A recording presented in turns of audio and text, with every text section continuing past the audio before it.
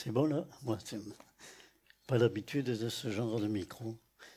Ah, je ne sais pas vous, mais presque j'aurais continué à me tenir devant Dieu par rapport au sujet que notre frère a présenté.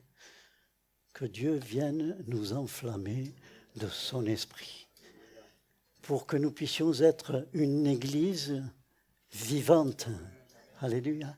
Une église conduite par l'esprit. Une église conduite par le Dieu vivant qui se manifeste au milieu de nous. Alléluia. Alors, comme c'est prévu comme ça, je vais essayer de partager avec vous quelques versets plutôt. Et j'aimerais partager avec vous être utile dans l'œuvre de Dieu. Vous voulez être utile dans l'œuvre de Dieu? Être utile dans l'œuvre de Dieu, ça est très important. Et j'aimerais lire avec vous dans l'épître Philémon. Philémon. Après Tite, Philémon.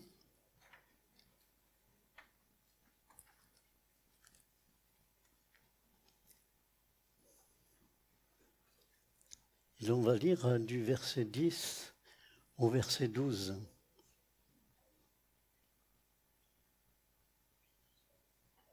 Épître Philémon, le verset 10 à 12. Il est écrit ceci, c'est Paul qui parle. « Je te prie pour mon enfant que j'ai engendré, étant dans les chaînes, Onésime, qui autrefois t'a été inutile, mais qui maintenant est utile et à toi et à moi. Je te le renvoie, lui, une partie de moi-même. Amen. » Et le deuxième texte que j'aimerais lire aussi avec vous, c'est Hébreux, au chapitre 6. C'est juste à côté. Hébreux, au chapitre 6.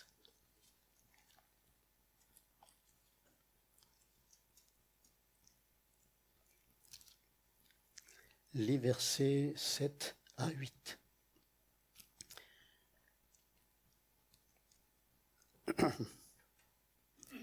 Il est ici, nous lisons ceci.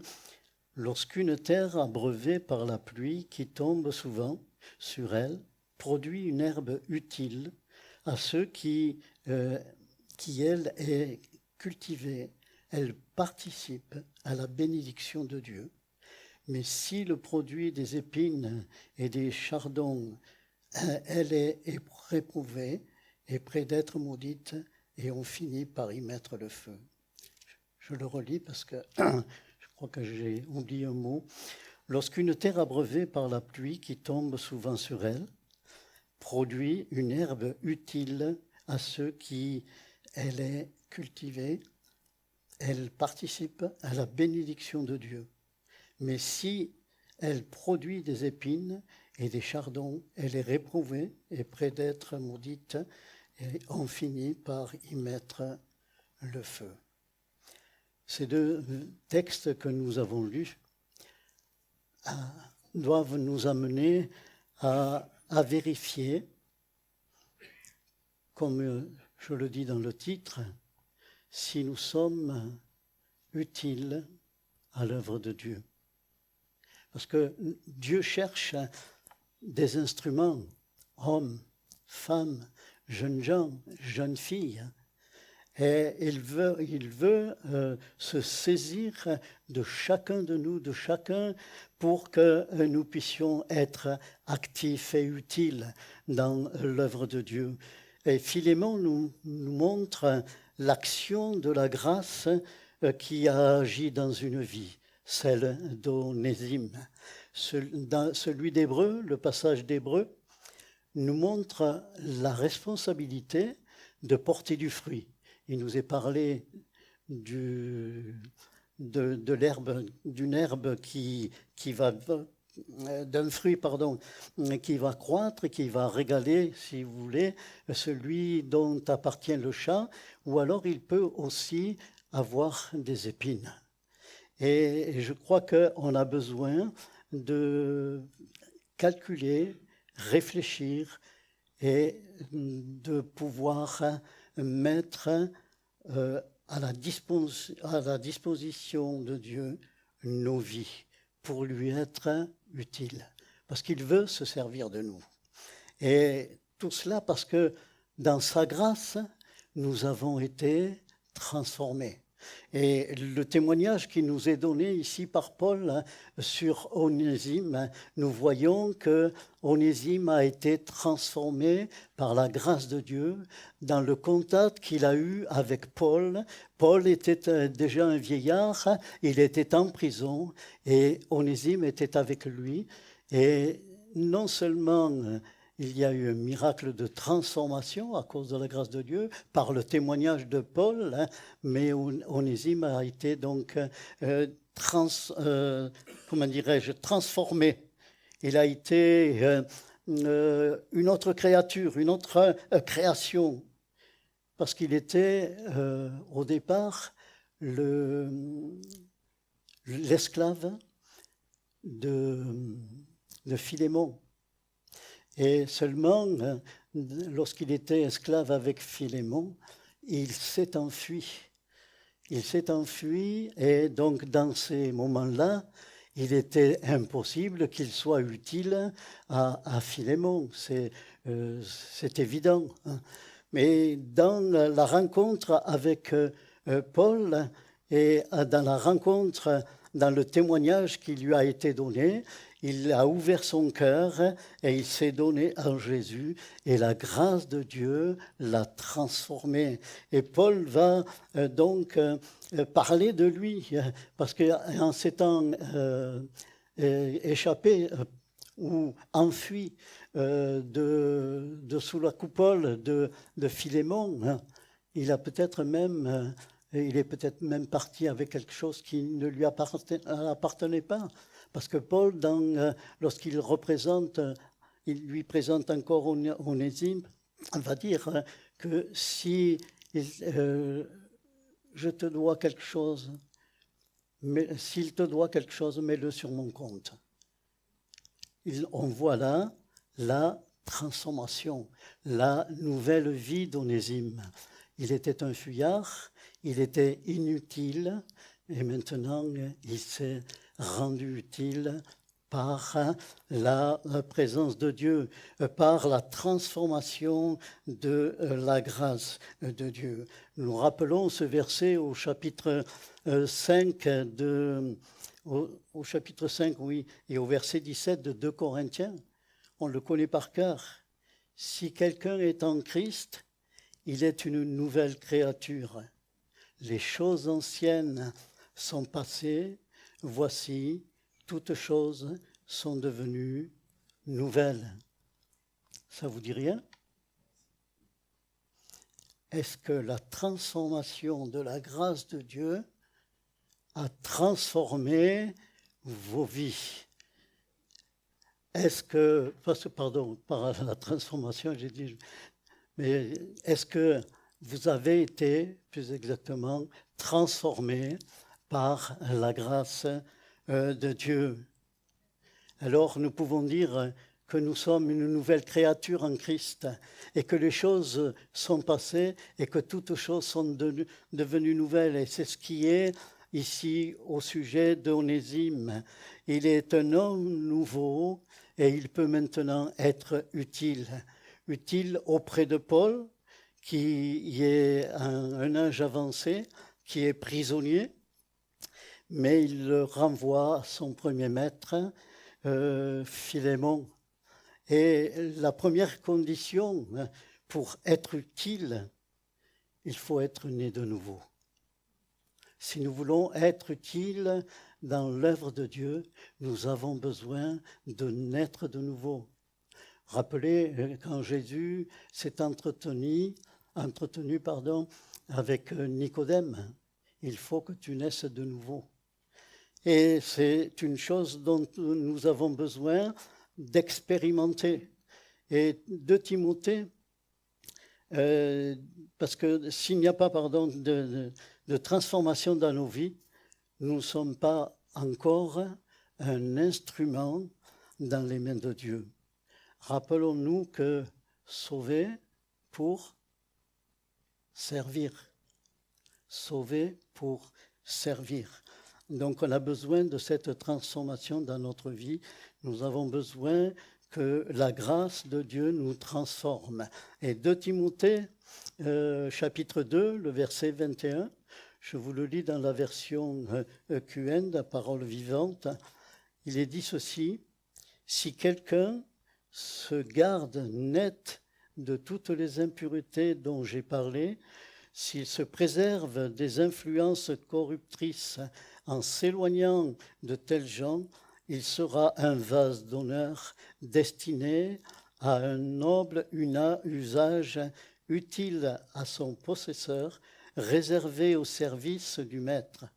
Celui qui se purifie de toutes ses souillures pourra être utilisé pour sorte de bonne œuvre, pour toutes sortes de bonnes œuvres. Cela me fait penser au chapitre 2 de Éphésiens, où il est écrit que Dieu a préparé des œuvres pour que nous les accomplissions. Et donc, ici, Onésime a changé. Il est devenu un enfant de Dieu et il est né de nouveau. Et le Saint-Esprit l'a régénéré, il l'a transformé. Et cela m'a fait penser, je l'ai marqué entre parenthèses, les nouveaux baptisés. Nous avons eu des hommes, des femmes, un jeune homme qui s'est donné au Seigneur il n'y a pas si longtemps que ça. Et par leur témoignage, nous avons vu qu'ils ont été transformés. Est-ce que c'est la grâce de Dieu qui vous a transformé? Est-ce que c'est l'Esprit de Dieu qui vous a transformé? Est-ce que c'est Jésus qui, entré dans votre vie, vous a transformé? Et c'est ce également qui s'est passé avec Onésime. Et nous nous réjouissons de voir que Dieu est encore au milieu de nous et qu'il agit dans les cœurs pour transformer les vies. Ici, donc, Paul envoie Onésime à son maître, qui est Philémon, qui maintenant donc est transformé.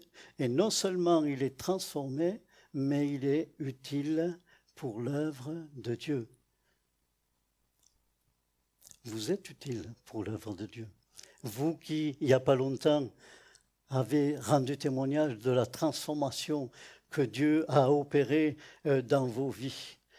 Et non seulement ceux qui sont baptisés, mais nous également, nous devons être des hommes, des femmes utiles pour l'œuvre de Dieu. Et donc, nous avons des exemples aussi dans la parole de Dieu qui, comme Onésime, ont fui. Donc, lorsqu'ils ont fui, ils étaient inutiles. On ne pouvait pas se servir d'eux. Et j'ai relevé en particulier Moïse, qui a fui, s'est exilé, il s'est caché dans le désert. Dieu l'a transformé. Dieu l'a rencontré, l'a transformé. Et il l'a envoyé. Et Moïse est devenu un instrument libérateur d'Israël. Rappelons-nous aussi à la Pentecôte l'exploit que Dieu, la puissance de Dieu qui s'est manifestée. Pierre, qui avait renié 3 fois le Seigneur, sous l'onction et la visitation de l'Esprit, il a prêché la repentance et il y a eu 3000 âmes qui se sont converties.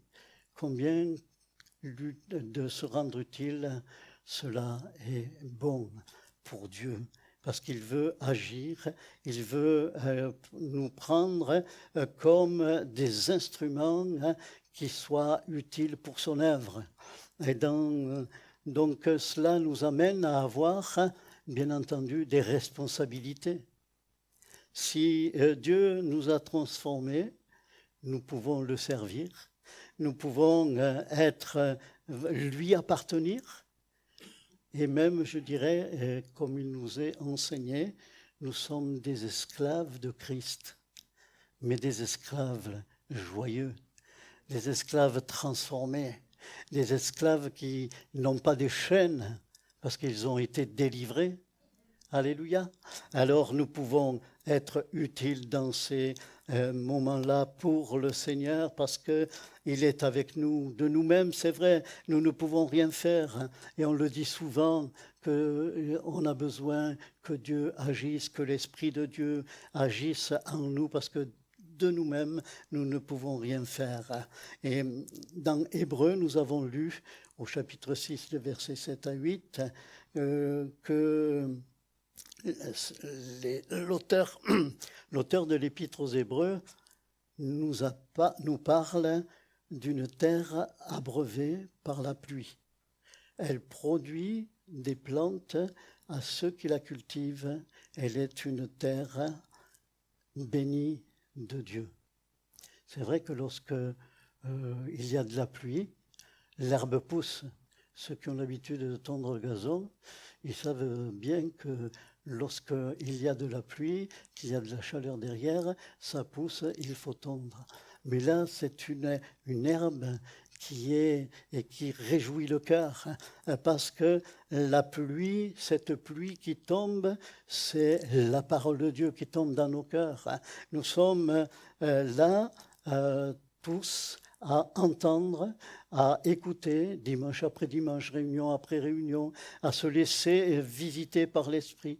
Et donc cette pluie tombe, mais derrière, est-ce qu'il y a le bon fruit qui naît de cet arrosage que Dieu fait dans nos vies, dans nos cœurs?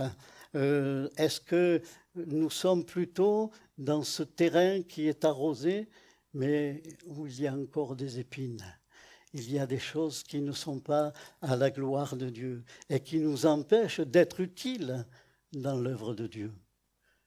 Est-ce que nos cœurs sont véritablement ouverts à la vraie pluie de Dieu pour être rafraîchis, pour être fortifiés? Parce que par la parole, l'eau de la parole nous fortifie, le Saint-Esprit nous fortifie et nous visite, mais cela n'est pas suffisant, car nous l'avons lu dans Hébreux, il peut y avoir deux terrains, comme je le disais avant, le terrain où les bonnes choses poussent et le terrain où les choses mauvaises sont encore là et poussent quand même. Et je crois que nous devons prendre cela en considération afin d'être utile, un terrain utile qui produit du fruit. C'est notre responsabilité. Un cœur transformé, rempli de l'amour de Dieu, accomplissant ses œuvres. Et comme je le disais tout à l'heure dans Éphésiens 2:10, cela nous est dit, les œuvres que Dieu a préparées d'avance pour que nous les pratiquions. Hein. Donc, soyons des terrains qui acceptent la pluie de Dieu, c'est-à-dire sa parole, la visitation de l'Esprit qui va nous amener à comprendre ce que nous devons faire pour que nous puissions porter du fruit et être véritablement des hommes, des femmes qui sont utiles à l'œuvre de Dieu. Donc, un terrain utile, il produit du fruit. Un cœur transformé doit refléter le fruit que Dieu lui a donné au travers de sa parole, c'est-à-dire un cœur transformé, rempli d'amour, accomplissant les œuvres que Dieu lui a confiées, et être également avoir un cœur rempli de douceur. Autour de nous, la douceur doit se manifester autour de nous. Et ça me fait penser, je ne l'ai pas noté, mais à cette parole de Jésus qui va dire « Je vous donne un commandement nouveau, aimez-vous les uns les autres comme je vous ai aimé. » Et ça, c'est une chose qui doit se produire si nous voulons être utiles dans l'œuvre de Dieu. J'aimerais qu'on lise dans Timothée, 1 Timothée, le chapitre 4 et les versets 8 à 10.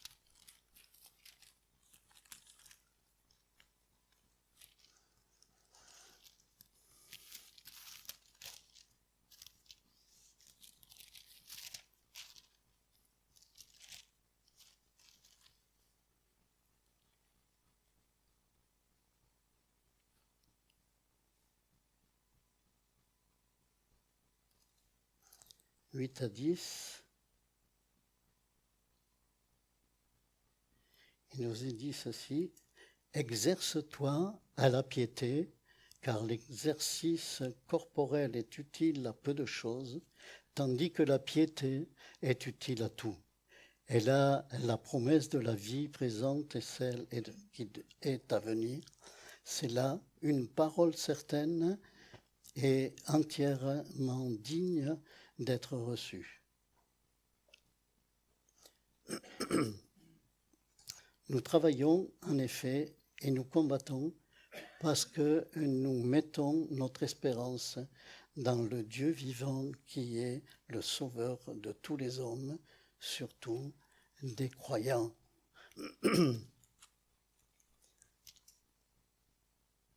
Notre exerce-toi à la piété.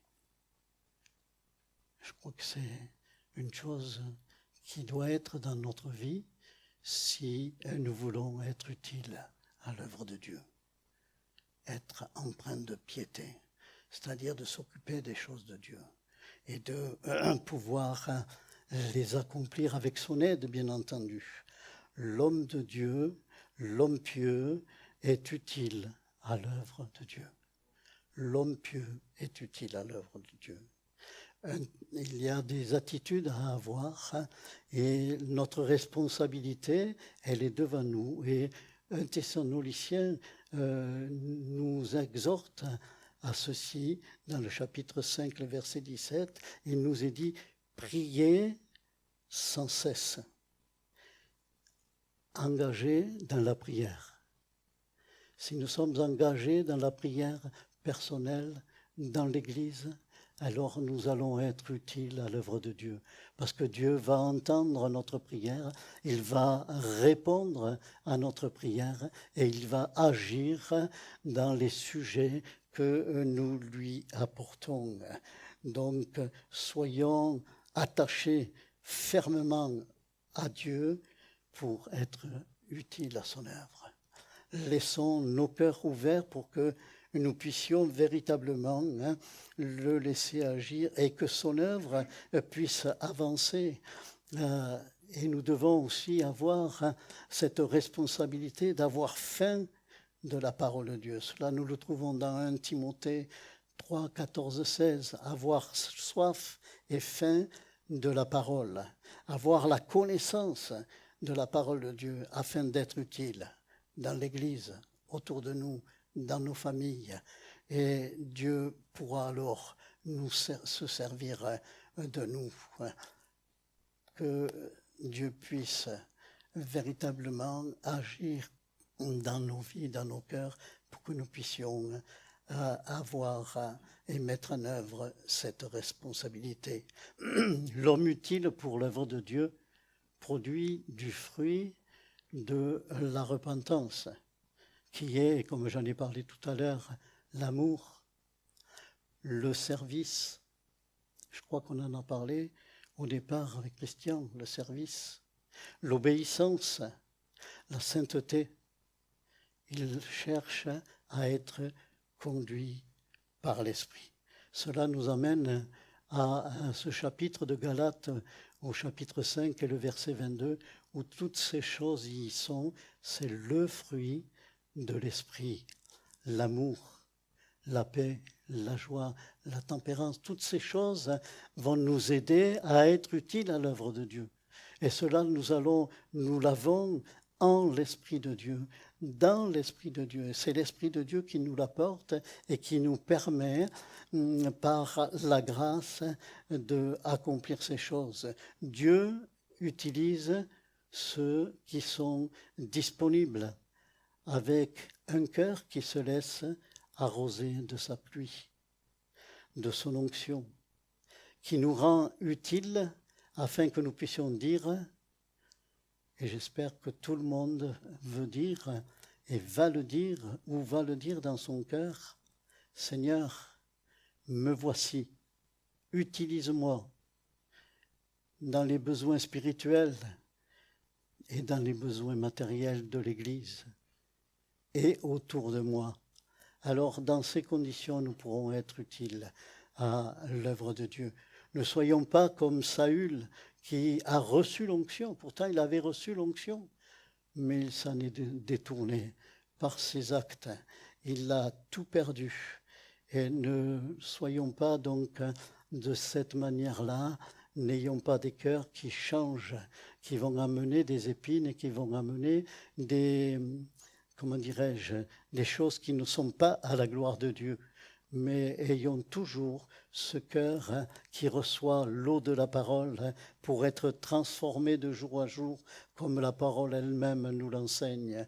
Et donc, ne soyons pas non plus comme ceux qui refusent de pouvoir être agréables à Dieu, parce que malgré tout, ces cœurs-là reçoivent, puisque la parole de Dieu est annoncée au milieu de nous. Et ce soir, peut-être maladroitement, elle est annoncée, mais peut-être que votre cœur n'est pas ouvert. Et pourtant, vous l'entendez. Et il y en a d'autres qui vont la recevoir. Et dans la simplicité de la parole, il va y avoir du fruit. Sachons qu'il y a ces deux positions, ces deux attitudes qu'il peut y avoir au milieu de nous. Et ça n'empêche pas que Dieu, quand même, il parle par sa parole, il visite par son esprit, mais si nos cœurs ne sont pas ouverts, si nos cœurs ne sont pas disposés à recevoir et à accomplir ce que Dieu veut que nous fassions pour son œuvre, eh bien, nous allons, plutôt qu'avancer, nous allons reculer. Nous allons nous éloigner. Et c'est là que nous pourrons être un terrain qui amène que des épines plutôt que la bonne herbe fraîche et qui apporte ou alors un terrain qui apporte un fruit, où il y a un bel arbre, où il y a des poires, des pêches bien mûres et bonnes à manger. Cette image-là, c'est ce qu'il doit y avoir dans notre cœur, afin que véritablement nous soyons utiles pour l'œuvre de Dieu. Car, comme je le disais, au travers de cet exemple, la pluie ne garantit pas le bon fruit. Un arbre fruitier sur un terrain non drainé va porter du fruit qui va pourrir, ou pas du tout de fruits.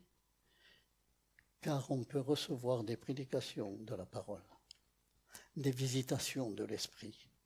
Mais si notre cœur reste fermé et empêche l'action de la parole et de l'esprit, nous resterons stériles, des serviteurs et des servantes inutiles.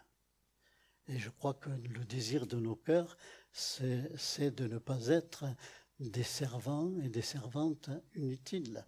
Mais nous voulons servir et être utiles au Seigneur dans tous les domaines, dans le domaine matériel, dans le domaine spirituel. Parce que si nous avons reçu de la parole, nous allons pouvoir apporter à notre frère, à notre sœur qui en a besoin, et nous allons pouvoir, avec l'action de l'Esprit dans nos vies, pouvoir réconforter, relever par notre apport d'amour de ce que Dieu a mis dans nos cœurs et de ce que nous avons appris par la connaissance de la parole. Cela est important pour pouvoir véritablement être des hommes, des femmes qui servent Dieu et qui sont utiles dans l'église de Villemur. Alléluia. Vous voulez être utile dans l'église de Villemur? Alors, faisons tout pour être des instruments et non des consommateurs, ni des serviteurs inutiles. mais des hommes, des femmes, des jeunes gens, des jeunes filles, avec un cœur fertile et non avec un cœur sec. Dieu ne se sert pas des parfaits, mais des instruments disponibles. Laissons la parole et l'Esprit de Dieu visiter nos cœurs pour, si besoin, nous restaurer afin d'être tous des serviteurs utiles pour l'œuvre de Dieu. Alléluia. C'est important de pouvoir comprendre ces choses parce que on ne se rend pas compte souvent, mais on n'ouvre pas nos cœurs. On entend la parole. Je ne sais pas vous si ça vous est arrivé, mais moi ça m'est arrivé. Je connais ce qui est dit, je connais ce qui est prêché, mais est-ce que ça a un effet dans mon cœur? Parce que je le connais, je n'ai pas besoin, on peut réagir comme ça, je n'ai pas besoin de ce qui a été dit. Et au lieu d'être utile dans l'œuvre de Dieu, eh bien, on n'apporte rien de bon. On devient sec. Parce que la parole ne pénètre pas dans nos cœurs, parce que la parole ne devient pas cette eau qui arrose et qui fortifie nos vies, nos cœurs devant le Seigneur. Et ce n'est pas un reproche que je fais, mais c'est un conseil. Parce que peut-être plusieurs, vous avez pu faire cette expérience d'entendre la parole de Dieu. Oh, je suis converti depuis des années, on va dire. Je suis né presque dans l'Église. Mais combien j'ai besoin, même aujourd'hui, de faire des progrès et d'ouvrir mon cœur pour être utile à l'œuvre de Dieu. Alléluia. Et je pense que le Seigneur, c'est ce qu'il veut, des cœurs ouverts. Et je suis persuadé que ce soir, il y a au milieu de nous des cœurs qui s'ouvrent devant la présence de Dieu, afin qu'il soit, comme on l'a vu avec Onésime, transformé, afin qu'il puisse être saisi par le Seigneur pour son œuvre. Alléluia. Et je pense que Dieu est puissant. Nous avons un Dieu puissant qui est au milieu de nous. Et il veut agir dans nos cœurs, alors que son nom puisse être glorifié au milieu de nous, qu'il puisse trouver des cœurs ouverts, prêts à le servir, bouillants, des cœurs renouvelés. Alléluia. Ça me fait penser à dimanche dernier. Il y a eu des appels. Est-ce que les cœurs ont été ouverts? Et c'était des appels importants. C'était des appels qui étaient conduits par l'Esprit de Dieu. Et est-ce qu'il y a eu des réponses? J'espère que oui, même si elles ne se sont pas fait voir au moment, mais j'espère que les cœurs se sont ouverts pour véritablement changer, pour véritablement laisser Dieu agir. Et ce soir, Dieu veut agir dans notre cœur, et dans un cœur en particulier. Dieu veut agir et transformer un cœur. Ce soir, l'Esprit de Dieu est au milieu de nous. Pardon si je n'ai pas un langage très évolué, qui fait plaisir à entendre, mais le Seigneur est au milieu de nous. Et c'est lui qui transforme, c'est lui qui convainc par son esprit. Et il veut le faire maintenant. Alléluia, il veut le faire maintenant. Alors nous pouvons tous nous lever après tout, parce que nous sommes tous concernés par la parole de Dieu. Nous sommes tous concernés pour être des serviteurs, des servantes utiles à l'œuvre de Dieu. Et nous allons nous présenter encore devant le Seigneur pour que véritablement, s'il y a dans nos vies encore des déboires, s'il y a encore, parce que nous ne sommes pas parfaits, mais Dieu veut que nous allions de perfection en perfection. Il veut que nous consacrions nos vies entièrement. Seigneur, nous te bénissons de ce que ce soir encore, nous avons cette liberté de pouvoir nous approcher de toi avec des cœurs ouverts, tels que nous sommes. Nous sommes devant toi, Seigneur, tels que nous sommes, Seigneur. Nous voulons que ton esprit puisse nous transformer encore, Seigneur, que ton esprit puisse nous faire aller de l'avant pour ton œuvre, que nous puissions te servir avec vérité, avec loyauté, dans la pureté, Seigneur, que nos cœurs puissent élever ton nom avec vérité. Maintenant, Seigneur, je te prie que sur mes frères et sœurs, sur moi-même, la puissance du nom de notre Sauveur, Jésus, l'Esprit du Dieu vivant, puisse balayer tout ce qui n'est point à ta gloire, puisse remporter la victoire, parce que à cause de la croix, Seigneur, nous sommes des vainqueurs en Jésus-Christ, et nous voulons te dire merci pour ce que tu fais dans nos vies maintenant. Seigneur, à la gloire à ton nom, gloire à la puissance divine qui se manifeste en nous. Oh, louange, honneur, gloire et puissance soit à ton nom, Seigneur. Amen. Gloire à Dieu.